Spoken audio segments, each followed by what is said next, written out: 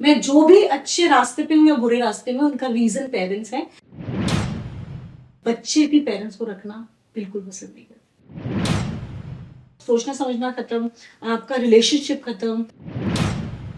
We are not human that time, we are absolutely out of it. थप्पड़ तो normally मार देते हैं। We need to choose what is right for मी।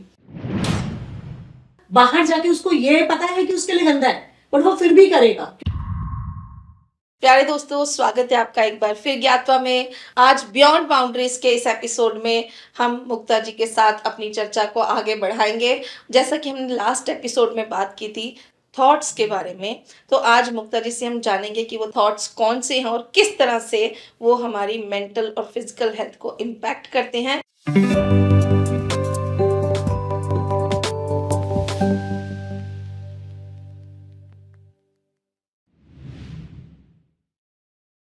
तो स्वागत है एक बार फिर मुक्ता जी आपका बहुत बहुत।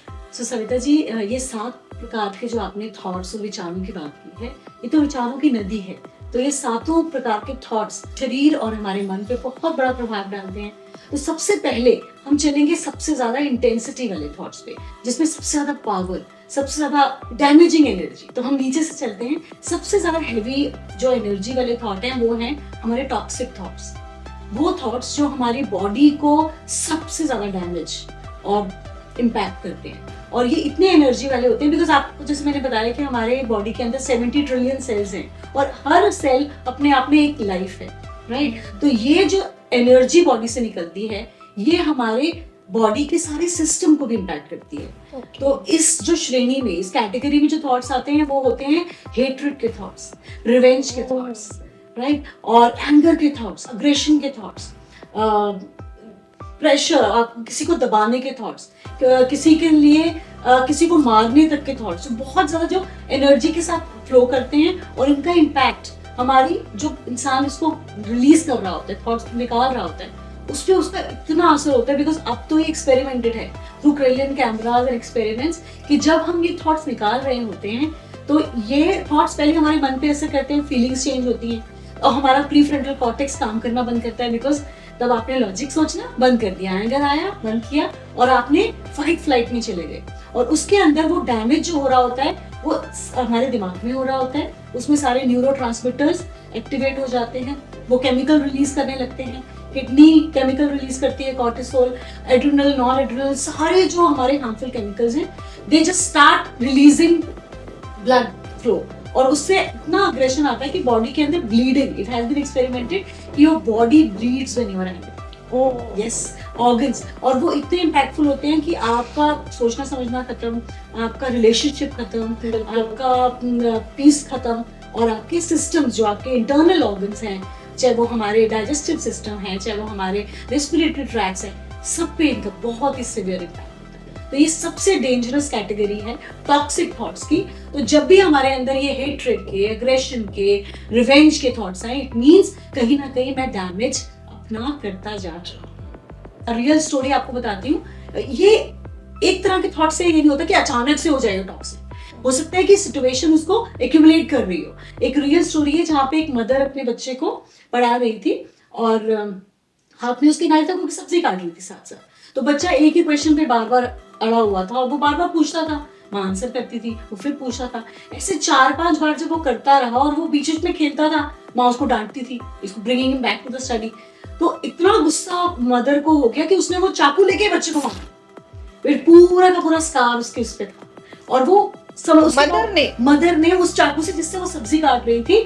बट ये जो एंगर का वो था, ये बहुत इंटेंसिटी हाई है, मैग्नीट्यूड हाई है, but it has always been seen कि, और ये एक ही उससे नहीं होते। मे बी वो उसके थॉट्स में क्या है, मे बी सुबह उसकी हस्बैंड से लड़ाई हुई थी, later on when it was found कि उनका बहुत अनरेस्ट चल रहा था, डिवोर्स का वो चल रहा था, वो अपने थॉट्स में थी, वो इस टेंशन में थी, ये घर की भी थी, बाहर की भी थी। So you never know these thoughts how damaging these are. So this is a live example. It doesn't happen. थप्पड़ तो नॉर्मली मार देते हैं। So हम उसका इम्पैक्ट तो नहीं सोचते कि हाँ भाई क्या होगा एंड ऑल, उसका इम्पैक्ट भी बच्चा ले रहा होता है। अभी ये केस मैंने भी पीछे इस तरह का एक सुना था कि वो मदर जो थी वो बच्चे को बहुत डांटती थी, बहुत मारती थी। बच्चे के अंदर इतना एग्रेशन आ गया, टीनेजर था वो बच्चा, और उसने चाकू से अपनी मदर को मार दिया। कितने केसेस आजकल तो वो एंगर का जो एक्सट्रीम हम देखते हैं, वो टॉक्सिक इमोशन जो बॉडी के अंदर केमिकल रिलीज करते हैं, वो इतने हार्मफुल होते हैं कि we are not human that, we are absolutely out. तो अभी हमारे इसके बाद ये जो टॉक्सिक थॉट्स हैं, इसके बाद कौन से थॉट्स होते हैं? इसकी जो नीचे आते हैं वो थोड़ी कम इंटेंसिटी, हल्के से कम नेगेटिव थॉट्स आते हैं। नेगेटिव थॉट्स में जब मुझे लगता है कि मेरी वर्थ नहीं है, जब मुझे लगता है कि I am not been appreciated, I am not been welcome, I am not been heard, I have doubts on my self, मेरा सेल्फ स्टीम जो बहुत लो हो रहा होता है, मुझे अपने पे डाउट होता है, I am not liking things happening around me, so those are ये उस कैटेगरी की थॉट्स है, नेगेटिव कैटेगरी के,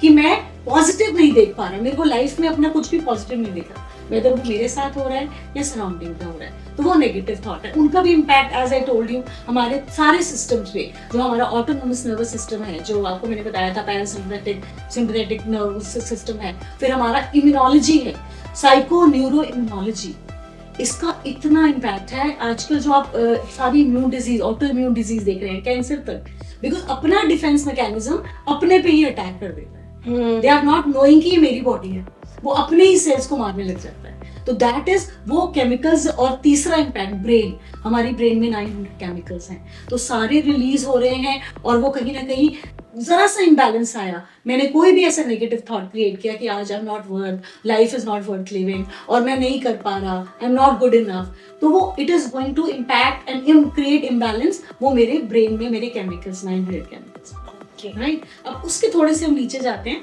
जो कि अब आते हैं हमारे वेस्ट थॉट्स।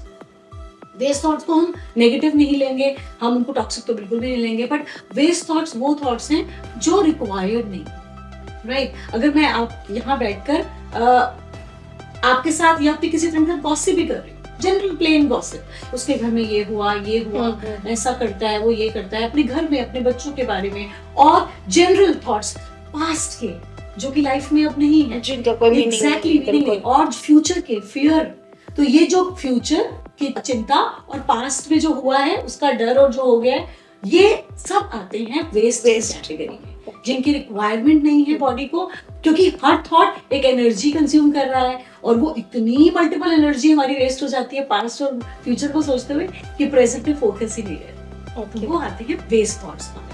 तो चौथा, हमने अभी तक 3 कवर करे हैं, अब चौथा कैटेगरी आता है हमारे नेसेसरी थॉट्स, जरूरी, विच इज रिक्वायर्ड, कि अगर मैं आपके साथ हूँ तो हमारा 100% फोकस इसी पे है कि हमने अपना पॉडकास्ट करना, कैसे हम लोगों को इम्पैक्ट कर सके।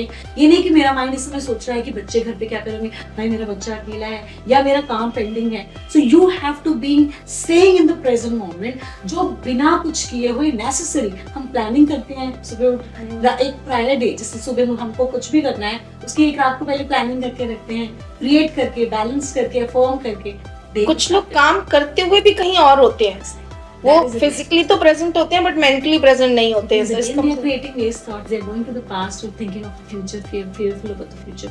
तो हमें किसी और सिचुएशन में चले जाना उसको, कि भाई क्योंकि आपका कंट्रोल नहीं है। माइंड इज लाइक बिना लगाम का घोड़ा, it is always been called, because उसको आपका कंट्रोल ही नहीं है, आपको उसको लाना पड़ता है। You have to bring that control, क्योंकि आप मास्टर हो। It's always mind over matter, right. इस बॉडी पे कंट्रोल माइंड का है और आप उसके मास्टर हो। तो कंट्रोल आपका खत्म हुआ तो आपका माइंड तो आपके पास में है ही नहीं। और इसके बाद हमारे आते हैं जब हम राइट थॉट। राइट मीन्स जो हमें एग्जैक्ट क्रिएट करने हैं। अगर आज मैं एक स्टूडेंट हूँ और मुझे पता है कि मुझे मेरा ये सिलेबस है, तो मैं राइट सीक्वेंसिंग अपनी करके कि हाँ मुझे इतने आवर्स पढ़ना है, मुझे ऐसे थॉट क्रिएट करने हैं, कहीं मेरे में नेगेटिव और डाउटफुल तो नहीं आ रहे हैं, कहीं मुझे ऐसा तो नहीं लग रहा कि मैं कर नहीं पाऊंगा, या कुछ भी लाइफ में सिचुएशन हो रही है उसमें मुझे अपना पर्सपेक्टिव क्या रखना है। Having a right perspective, अगर कुछ बुरा भी हो रहा है, that is we'll have to give answer again. Training your mind that yes, this is the right perspective. This happened because this was supposed to be happen, and I focus on only right. So right thought means choosing that right thought in your life. तो ये हम purposefully जो create करते हैं वो thoughts होते हैं जिस पर हमें फोकस करना होता है। माइंड इधर उधर डाइवर्ट हो तो भी हमें बिल्कुल राइट थॉट्स की तरफ लाना, अवेयरनेस के साथ, अपनी माइंडफुलनेस के साथ, उसको जब भी माइंड इधर उधर वॉन्डर करे, bring it back. No, this is not required, I am here to do this. मैं इस काम के लिए हूँ, मेरी लाइफ में ये इंपॉर्टेंट है। गलत हुआ तो उसका रीजन देना माइंड को, कोई बात नहीं, दे आर लाइक दिस, उनकी nature, they behave this way, I can not take that on me, I can not harm my self. तो giving answers to your mind, responding to the answers, the tricky question that mind asks is called right thoughts. और उसके ऊपर जब जाते हैं तो हमारे आते हैं पॉजिटिव थॉट्स. जब हम अपने पर वर्क कर लेते हैं, when we are living in an aware state of life, right, तो हम आते हैं अपनी पॉजिटिव थॉट्स की तरफ. कि अगर हमें कुछ बुराई भी दिखेगी तो भी हमारा ब्रेन इतना कंडीशन हो चुका होगा कि वो उसमें से सिर्फ पिक करेगा right. Right? Always positive. Yeah, I always know that I have the capability. No matter there are hurdles here standing before me, but I know I'm here to cross it. I know मेरी अपनी worth, अपनी self worth, अपनी identity, सबके लिए feeling of happiness. But ये सभी के पास नहीं होती, इतना सबके पास इतना स्टेमिना नहीं होता, या कहें कि इतना अवेयरनेस नहीं होती, या इतनी विल पावर नहीं होती कि वो पॉजिटिव थॉट्स को क्रिएट कर पाए या अपने माइंड को पॉजिटिव डायरेक्शन में ले जा पाए. तो उस सिचुएशन में हम क्या कर सकते हैं, क्या गाइड कर सकते हैं लोगों को कि जब इतने नेगेटिव थॉट्स में वो रहते हैं तो वो कैसे उससे बाहर. सबसे बड़ी बात है सविता जी, हम अनअवेयर हैं तभी तो ये प्रॉब्लम्स हैं. अगर मैं जानता हूँ सबको एक जैसी कैपेबिलिटी, एक जैसा माइंड, सबको एक जैसी एनर्जी के साथ पैदा किया गया था, किसी ने उसको यूटिलाइज किया, किसी ने उसको मिस यूज किया. तभी हम कहते हैं कि we should be choosing our thoughts, we should be choosing the books we read, we need to choose the people we sit with, we need to choose what is right for me. अगर मुझे आज awareness आई, I am in a bad company, supposedly I got in habit of drinking, मैंने शुरू कर दिया because it was a peer pressure. It start with peer pressure only, right. कोई भी बुरी हैबिट हो, आप किसी से भी पूछ लो, इट स्टार्ट विद बच्चे को अगर घर से प्यार और वो अगर अटेंशन, वो लव वार्मथ नहीं मिल रही, तो वो बाहर जाके उसको ये पता है कि उसके लिए गंदा है, पर वो फिर भी करेगा क्योंकि वो मैच्योर नहीं है. Right, this is a real thing which I want to share with my one of my students. Counselling के उसने बोला था कि बच्चा got into bad company because father used to abuse him like anything. Till date it is in third year of college and he has not been getting pocket money.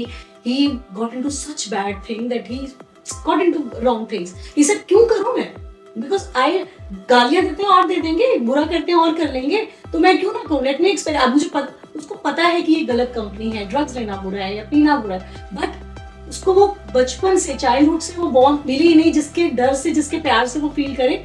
वो बच्चे बोलते हैं कि इट्स नेवर कि हमको ये awareness आती है कि मेरे लिए बुरा है. मैं जो भी अच्छे रास्ते पे हूँ या बुरे रास्ते में, उनका रीजन पेरेंट्स है. बिकॉज अगर मुझे लगता है कि मुझे उनका डर है या उनकी वार्मथ है और मैं गलत नहीं करूंगा, it will always be because of my parents. मतलब उस टाइम तक पेरेंट्स की सबसे बड़ी रिस्पॉन्सिबिलिटी है कि वो टीचर्स, पेरेंट्स, लेबलिंग, जो हम लेबल करते हैं बच्चों को कि ये ऐसा है, ये this child is not worth, this child is over active, over possessive, over, मतलब we just go crazy. Sorry to intervene you, but कई बार ऐसा होता है कि पेरेंट खुद उस लाइफ स्टेट में नहीं होता कि वो अपने बच्चे को गाइड कर पाए. हम सोचते हैं कि हम बीइंग अ पेरेंट, जैसे हमने खुद फील किया, बीइंग एजुकेशनिस्ट, हम जानते हैं हमारे हाथों से इतने बच्चे निकलते हैं, बट पेरेंट्स जो होते हैं वो इतनी उनके अंदर अवेयरनेस नहीं होती है, उनको पता नहीं होता कि बच्चे को कैसे गाइड करना, क्योंकि वो खुद ही मिसगाइडेड होते हैं. उनको खुद काउंसलिंग की जरूरत होती है. और ये मोस्ट ऑफ द टाइम बच्चे को एक अच्छी हेल्दी लाइफ देने के लिए पेरेंट्स को भी एक अच्छा, मैं कहती हूँ कि आजकल पेरेंट्स को ज्यादा काउंसलिंग की जरूरत है, क्योंकि उनको पता ही नहीं है कि हमें एक पेरेंटिंग कैसे करनी है. आपने बिल्कुल आंसर दे दिया. हम जितना भी आज तक वो देख रहे हैं, हमें बच्चों में प्रॉब्लम है ही नहीं. इट इज पेरेंट्स की जो अग्रेशंस, उनकी जो डिजायर्स, वो कहीं ना कहीं इतनी ज्यादा है, या वो खुद ही they are not aligned to their thoughts. उनको पता ही नहीं है, they are just in a rat race and they are just, बच्चों को समझ रहे हैं जैसे कि वो उनकी उम्मीदों को पूरा करने के लिए आए हैं, उनकी डिजायर्स के लिए आए हैं, तो उनको सिर्फ ऑब्जेक्ट की तरह ट्रीट कर रहे हैं, ऐसे they have come through their. It's only a journey कि आपके, but you can not impose. तो वहां पे सारी इंपॉर्टेंस ये है कि पेरेंट्स की अपब्रिंगिंग क्या है. तो सबसे पहले तो थेरेपीज हम जब भी रेकमेंड करते हैं, स्कूल में जब हम बच्चों से मिलते हैं जो बहुत हाइपर एक्टिव होते हैं, जो इवन डाउन सिंड्रोम्स वाले भी, तो इट्स ऑलवेज बीन सीन कि कहाँ से आ रही है प्रॉब्लम, ये आ रही है पेरेंट्स. अब जैसे एक बच्चे ने जब अपनी लाइफ में इतना सब कुछ देख लिया, आपने एग्जाम्पल भी दे दिया, वो बच्चा जब नेक्स्ट जनरेशन के लिए एज अ पेरेंट रेडी होगा, तो कहीं ना कहीं मुझे लगता है कि वो नेक्स्ट जनरेशन में को भी वैसे ही ट्रीट करता है. इंटरजेनरेशनल ये चलता रहता है. इसको ब्रेकअप कैसे करें, ये जो थॉट प्रोसेस है, मैंने देखा ये हमारी सोशल प्रॉब्लम है. इंडियन कम्युनिटी की मोस्ट ऑफ द टाइम अगर हम देखें, middle class, upper middle class में भी ये वाली प्रॉब्लम बहुत ज्यादा है. लोअर तो हम छोड़ ही देते हैं, हमारा एक डिफरेंट टाइप का एटमॉस्फेयर रहता ही है. तो हम इसको कैसे चेंज करें, इस सोशल प्रॉब्लम को? सबसे पहले तो हमें उस बच्चे को अगर हमें पता लग गया कि उस बच्चे में ये प्रॉब्लम है, तो we have to have space. उस बच्चे के लिए स्पेस, पहले उसको अंडरस्टैंडिंग एंड वार्मथ। क्योंकि अगर आप उसके साथ वही होगा, नहीं तुझे ये नहीं करना, ये नहीं सही है, ये तुम्हारे लिए बुरा होगा, तो पता है इसका इम्पैक्ट क्या है? It's not going to happen. You have to create that rapport and bond which the child is looking for from the very beginning. तो आपको वो repo, this is what I always talk about the therapy. हमारी जो therapy sessions होते हैं, therapist होते हैं, psychologist होते हैं, साइकियाट्रिस्ट होते हैं, उनको सबसे पहली चीज होती है कि बॉन्ड बनाना। अगर वो बच्चे के अंदर विल दिख रही है, पेरेंट्स को भी आ गया है, पहले सेशंस पेरेंट के साथ होते हैं, 2 सेशन 3, समझाना कि आपको ब्रेक करना है। सबसे पहले जो आप क्रिटिसिज्म, जो आप इतने ज्यादा हाइपर क्रिटिकल हो या इतनी एस्पिरेशंस हैं जो बच्चे पे, you will have to break that. तो ये शुरू होता है वहीं से session. Child would really feel amazed कि क्या हो गया इनको, why are they behaving that way, कि मतलब पहले तो हर दिन ये नहीं पढ़ रहा, वो नहीं कर रहा, ये नहीं कर रहा, एंड नाउ कि ठीक है तुम बताओ तुम्हें स्केड्यूल कैसे बनाना है, sitting with the child, asking how it went, तुम्हारा कैसा चल रहा है, मुश्किल आ रही है कोई बात नहीं, हम दोनों बैठ के सॉल्व करेंगे। So this attitude is to be taught them, first training वहां पे लेवल पे, फिर creating a bond with the child, giving him space. Okay चलो तुम बताओ कौन सा तरीका तुम्हें ठीक लगता है, अच्छा तुम्हें ये लगता है कि टाइम टेबल बनाना ठीक नहीं है, चलो let's choose something else. Shall we start getting up today? One experiment that we'll get up in the morning early, or we'll study till late night, or what time do you really feel? So taking suggestions from them, making them feel valued, making them feel important, that's how it starts. The child feel confidence. But parents ऐसे होते हैं जो अपने बच्चों को, जैसे आपने कहा, ऑब्जेक्ट की तरह ट्रीट करते हैं। वो ये समझते ही नहीं है कि उनके बच्चों की भी फीलिंग्स हैं, थॉट्स हैं, दे आर इंडिविजुअल्स। तो उनको इंडिविजुअल एक सेल्फ एंटिटी की तरह वो ट्रीट नहीं करते हैं, और बच्चे धीरे धीरे कॉम्प्रोमाइज कर लेते हैं कि ये हमारी बात तो सुनेंगे नहीं, जो इन्होंने कहना है इन्होंने वही करना है। उससे आपको लगता है कि आगे जाके, तब तो बच्चे क्योंकि छोटे होते हैं, इवन कॉलेज तक भी मैंने देखा है कि पेरेंट्स अपने बच्चों की नहीं सुनते हैं, उनके साथ डिस्कस नहीं करते हैं। जो हमने कह दिया आपको ऐसे ही करना है, ऐसे ही रहना, उनके जो थॉट्स उस टाइम क्रिएट होते हैं वो रिलीज भी नहीं कर पाते हैं। तो आगे जाके इस उनकी जो रिलेशनशिप है, पेरेंट चाइल्ड रिलेशनशिप है, उसमें क्या इम्पैक्ट होता है इसका? आपके पास n नंबर ऑफ एग्जांपल्स हैं जहाँ पे जब बच्चा छोटा था तो फादर मदर ने उसको टॉर्चर किया और सोचा कि ये तो मतलब दे फील कि ये मेरे अंडर है और they have to go by it, मैं इसे डांट के करूँ, ठीक है कैसे करूँ, यही तरीका है, इसके अलावा तो होता ही नहीं है, हमारे पेरेंट्स ने किया हम भी करते हैं, this is the right way. ठीक है, वो आगे जाकर आप देखेंगे कि वो बच्चे भी पेरेंट्स को रखना बिल्कुल पसंद नहीं करते। जैसे उन्होंने मुझे हमें इतना टॉर्चर किया, व्हाई शुड वी की, मतलब हम क्यों सोचें। बट कुछ इस तरह के पेरेंट्स होते हैं जो बहुत ज्यादा प्यार शो करते हैं, ओवर, जिसको प्रोटेक्टिवनेस कहते हैं। वो ये नहीं करते कि डांटेंगे, लेकिन उसमें भी बच्चों का दम घुटने लग जाता है। उस टाइम उनके थॉट प्रोसेस पे इसका क्या असर होता है? बिल्कुल, आपने बिल्कुल सही किया। यहाँ पे क्या होता है कि बच्चे की उस समय सेल्फ आइडेंटिटी बन रही होती है, हम उनको निखार रहे होते हैं कि समझ उनकी, डिसीजन स्किल्स, एनालिटिकल स्किल्स, जहाँ हमने उनको हर स्टेप पे गाइड किया, हाथ पकड़ा, स्टेप फोल्ड किया, वहाँ बच्चे को अपने पे कॉन्फिडेंस ही खत्म हो जाता है। फिर जब वो बाहर एक्सपोज होता है, इस कोकून से बाहर निकलता है, तो उसको लगता है I can not take decisions, how I get fail because I have always been supported. तो उसका अपना सेल्फ वर्थ हिट करता है और वो अपनी डिसीजन ना लेने के कारण किसको जिम्मेवार बनाता है। तो यहाँ भी उसका बॉन्ड पेरेंट्स से, तो you have to have a balance. एक अभी मेरे पास एक रीसेंट एग्जांपल आया है कि एक बहुत टैलेंटेड बच्ची है और बहुत फाइनल ईयर में अपनी ग्रेजुएशन के, बट उसके पेरेंट्स उसको जैसे कुछ भी नहीं करने देते हैं। आपको ये नहीं करना, ये हमने बोल दिया आपको ऐसे ही करना है, नहीं, पेरेंट्स ओवर पोजेसिव हैं। तो now she is thinking, she said कि I want to get married, बस मेरी शादी हो जाए और मैं अपनी लाइफ अपने हिसाब से जीऊं। मुझे जो जिस तरह से मेरी लाइफ चल रही है, I am not at all happy with that, so I want freedom. This is escapism, this is not freedom. You never know कि आगे जाके आपको फिर से किसी के सेपरेशन में और किसी के उसमें रहना पड़े under. You never know, this is only you finding solutions कि ये मेरा एस्केप रूट है, शायद मैं इस रास्ते जाके अपनी लाइफ को अचीव करूंगी। बट आपने अपने बारे में तो सोचा ही नहीं। First, you have to work on your identity. You have to work on your, so that you are not dependent. You are getting married, getting dependent on somebody else. Maybe it treats you like an whatever it is, and again you are coming back and crying. My life is like this. So yeah, ऐसे design things. So in these cases, how to change the thought process? Because these kind of people, they don't have any kind of counselors or the therapist and the guidance they can get from anywhere.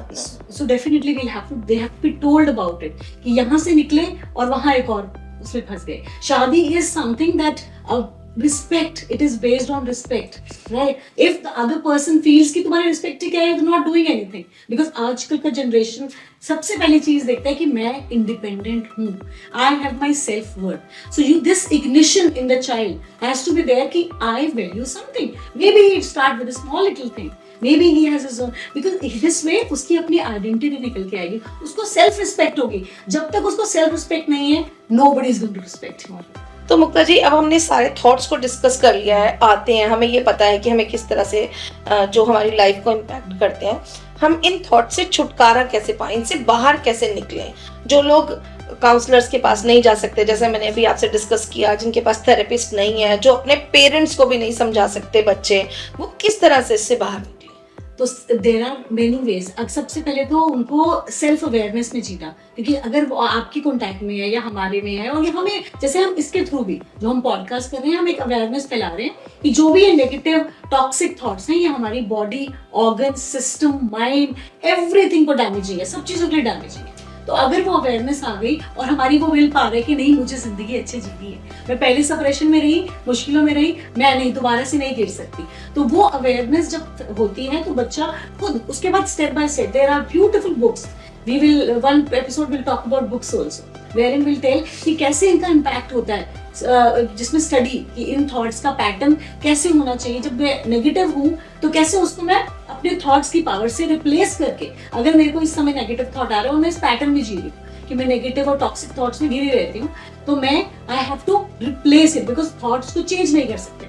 Once मैंने create किया, मेरी brain में register हो गया, अब वो किसी एक अच्छे थॉट से रिप्लेस, राइट? मुझे सुबह उठ के कुछ भी रीडिंग करना है, has to be of great quality, जो कि मुझे आगे जाके लाइफ को बेस दे. It like if I really want to be great in life, मुझे कुछ बड़ा करना है, तो I be picking up those books. मैं वो बुक्स उठाऊंगा कि जिसमें उनकी लाइफ हिस्ट्रीज होंगी, कैसे उसने ओवरकम किया, कैसे वो बड़े बने, right? And then working on my thoughts कि मैं उसको पहले एक्सेप्ट करूँ कि मुझे एंगर के थॉट्स बहुत आ रहे हैं, पैटर्न दिख रहा है कि मैं वन आफ्टर द अदर, मैं यहाँ गुस्सा हुई, फिर आधे घंटे बाद मैं ऑफिस गई गुस्सा हुई, घर आके बच्चों में गुस्सा हुई. इट मीन्स मेरा पैटर्न है. So I have to understand and break it, accepting it that I मुझे पैटर्न हो रहा है, एक्नॉलेजिंग इट कि मेरे साथ ये हो रहा है, एंड देन अवेयरनेस के साथ रिप्लेसिंग इट कि मैं वो थॉट्स को बिल्कुल, अब आज तो मैं बिल्कुल गुस्से से कोई काम करूंगी ही नहीं. I remind your mind, tell your mind, retail, yes ये नहीं हो सकता, आज मैं अपने आप को डैमेज नहीं कर सकती, just I don't want to damage myself. So you have to have that awareness. It's very easy if you take this as a stride कि मुझे करना ही है. अब इससे पहले कि बहुत स्ट्रॉन्ग विल पावर चाहिए इसके लिए. विल पावर सब में है. इट्स ओनली दैट हम अपने, हमारा माइंड हमें हमेशा नेगेटिव की तरफ ले जाता है. वो कहता है नहीं होगा यार, तेरे बस की नहीं है, ये कैसे करेगा? तो you have to condemn it, cut it and tell मुझे करना ही है, मुझे वो लाइफ जीनी ही है. बिकॉज इट इज, अब बार बार अपने आप को रिमाइंड कराना कि मैं अपने टॉक्सिक और नेगेटिव थॉट से अपने पूरे ऑर्गन्स सबको डैमेज कर रही हूँ. तो थिंक ऑफ अ डिजीज कि मैं इस समय कहाँ हूँ, जस्ट दैट थॉट कि मैं बेड पे हूँ, प्रॉब्लम में हूँ, will give you that power कि यार I am keeping a control myself, I am not going to speak louder, I am not going to shout it. So this is how. आज हमने मुक्ता जी से जाना कि वो 7 टाइप्स के जो थॉट्स हैं वो कौन से हैं और किस तरह से हमारी लाइफ उससे बिल्कुल कनेक्टेड और इम्पैक्टेड होती है, और इन थॉट्स से हम नेगेटिव जो टॉक्सिक थॉट्स हमारी लाइफ में होते हैं उनसे हम छुटकारा कैसे पा सकते हैं. अगली बार मुक्ता जी से फिर डिस्कस करेंगे कि किस तरह से हम अपने थॉट्स जो हमारी लाइफ में डिजीजेस के कारण बनते हैं उनसे कैसे बाहर निकलें.